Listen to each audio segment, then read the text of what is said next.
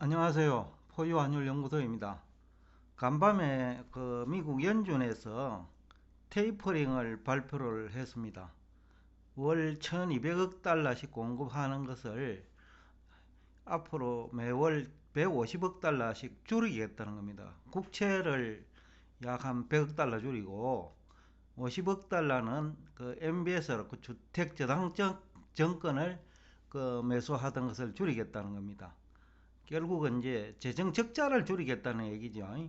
앞에서도 이제 저희들이 얘기를 했지만은 월 1200억씩 공급하는 것이 그 미국 연준은 여기에 참여를 못 합니다. 그 국채 발행에도 연준이 참여 못 하고 그 다음에 주택 저당 정권 발행에도 참여를 아마 못 할 거예요. 왜 그렇게 정했느냐 하면요. 연준이 여기에 참여를 하면 시장에 개입하는 효과가 있거든요. 그래서 연준이 돈을 푸는 방법은 공개 시장 조작이라고 어떤 조건이 갖추어졌을 때 그 연준이 가지고 있는 현금을 가지고 시장에 있는 국채 등을 매수하는 방법으로 화폐를 공급합니다. 그러니까 평상시 국채를 발행할 때는 연준은 참여 못 하거든요. 앞에도 제가 이제 얘기를 했습니다만은, 그런데 이제 은행 계좌, 그러니까 우리 일반인들은 계좌가 시중은행 등에 있지만은 그 정부는 예금 계좌를 중앙은행에 두고 있어요. 그럼 국채 발행하면 돈 조달된 거는 중앙은행에 있는 계좌에 들어가고, 또 그것을 끄집어내가 서면 또 중앙은행에 있는 계좌에 있는 돈이 빠져나오는 거고, 그런 거라는 거죠.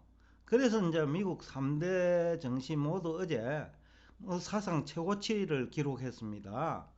심리적으로 아마 영향을 줬다고 보는데, 왜냐하면 이제는 그런 금액을 줄여도 문제가 없다라는 것을 연준이 공식적으로 선언한 것이니까요. 그래서 이제 오늘 제가 이 주제를 여러분들도 다 알면에도 불구하고 이 주제를 가지고 놓은 이유는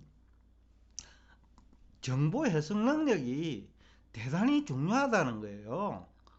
그럼에도 불구하고 국내 경제 패널들과 정권 전문가들은 이 마치 테이퍼링이 엄청 악재인 것처럼 그동안에 얘기를 했단 말이에요.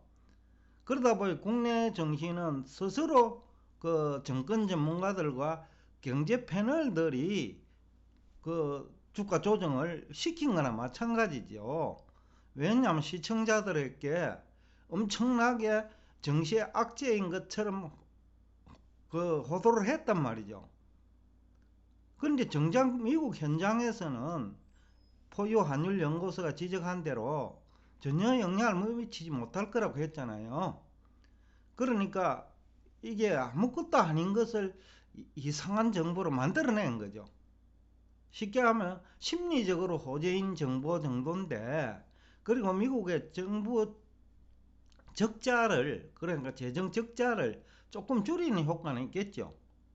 그것도 어떻게 보면 정권 시장에는 호재일 수 있어요. 왜냐하면 지금 정시에서 어떤 해석을 합니까? 미국의 정부 부채를 경고하잖아요. 경제 패널들도 그렇고 다수가 악재를 해석하시는 분이 그렇다라는 거죠. 그러면 테이퍼링을 통해서 정부 부채 규모를 줄이면 그건 호재지요. 그렇게 해석하면. 자, 그 다음에 두 번째로 외환시장에서도 달러 약세 요인이라고 주장을 했어요. 국내 경제 전문가도 그렇고 외환 전문가들.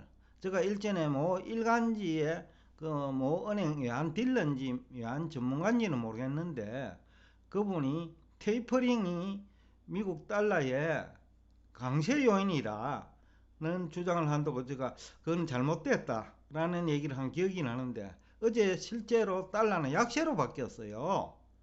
그러니까 국내 경제 전문가들이나 외환 전문가들은 거꾸로 갔겠죠. 그죠? 그러니까 그 주장도 설득력이 없다. 이 또한 정보를 어떻게 해석하는지에 따라서 시장에서 성공과 실패가 결정된다 라는 얘기를 하고 싶습니다. 그런데 재미있는 것은 유가는 하락하고 그 다음에 천연가스는 또 상승을 했어요. 이거는 이제 좀 어떻게 보면 별개라고 보는데, 특히 천연가스는 공급의 문제라는 얘기를 많이 하잖아요.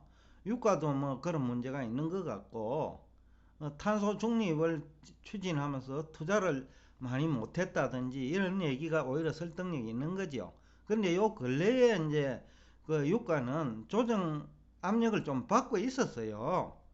거래량이 고점에서 많이 늘었거든요, 며칠 동안.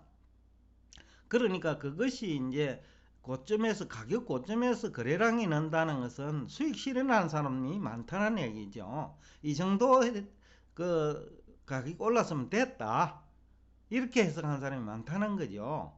그리고 그 일부는 오히려 이런 것을 이용해가, 잘못 알고 있는 지식을 이용해 가지고 그 선물 시장에서 매도를 해버린 거죠.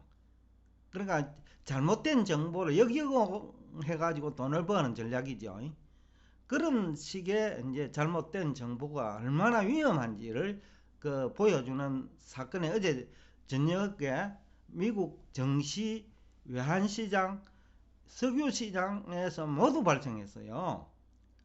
그래서 이제 이유는 그래요. 테이퍼링이 3대 증시와 외환시장에, 그리고 유가에도 영향을 주지 못한 이유는 월 1200달러 공급 자체가 시중에 유통되는 화폐의 유통 속도를 높이기 때문이지, 그것은 이 테이퍼링이 진행되더라도 앞으로 화폐 유통 속도는 경기가 살아나면 또 높아지거든요.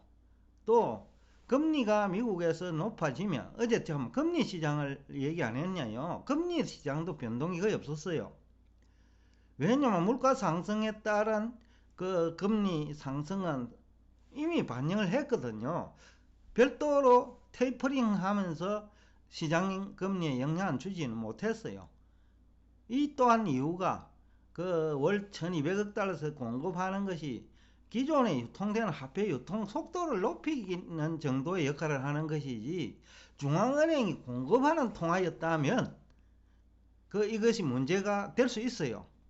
근데 중앙은행이 별도로 공급하는 통화가 아니기 때문에 영향을 주지 못한 것으로 평가할 수 있는 거예요. 오늘 왜 이 주제를 가지고 노느냐 하면요, 정보 해석 능력이 얼마나 중요하다는 것을 여러분들에게 인식시켜 주는데 도움이 될 것 같아 가지고 오늘 이 주제를 가지고 나왔습니다. 오늘도 끝까지 경청해 주셔서 대단히 감사합니다.